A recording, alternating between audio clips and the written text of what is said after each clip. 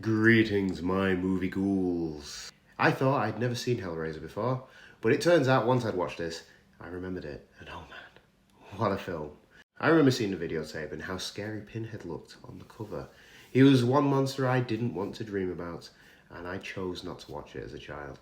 Clive Barker wrote and directed this gorefest, and did you know, when Clive Barker first showed the film to his mother, she cried tears of joy upon seeing her son's name in the opening credits.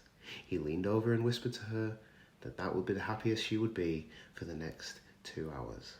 And now, you know movies. As a horror, it is perfect at making you feel utterly depressed. It's an hour and a half of anguish and dread. There's not much pleasant about this film. The story is basically this. Frank, a hapless explorer into the unknown realms of existence, buys a magic box from a magician. After the sides of the box are manipulated, Frank is hurtled into the sphere of the Cenobites, strange creatures who introduce him to the unbearable pleasure and unspeakable pain. Then Frank apparently is reduced to a lot of blood and guts on the floor of an old house. Larry, Frank's brother, and Julia move into the house with their daughter Kirsty. But even the house is horrid. The kitchen has maggots and rotting food. There's crap everywhere, and it looks a right state. You wouldn't want to move in there. There's even a heart living under the floor of the room where Frank was eviscerated. Larry happens to cut himself in that room, and a wave of blood pours on the floor and into the heart, bringing Frank back from hell. And this is a fantastic special effect, and that is what this movie is about. Its special effects are absolutely amazing. Designer Bob Keane created not just one of the best special makeup effects in the film, I'd argue he'd made one of the most memorable effect sequences of the whole of the 1980s, especially in horror.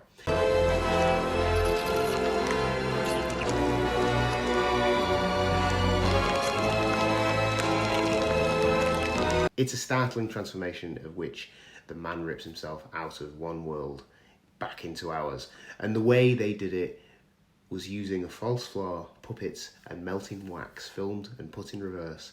The end result is fantastic and gross as hell.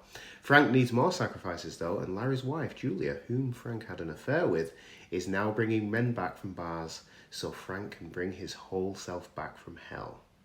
In a twist, Kirsty gets hold of the box and summons the Cenobites, whom want to inflict their pleasure pain stuff on her. But she tells them about Frank and she goes to try and trap him for them. It's one of those films that I probably won't ever watch again because it makes me feel queasy. Unless I have to, because it is a tough watch, and that is a sign of how well it is made. The effects are top notch and they still live up to standards today.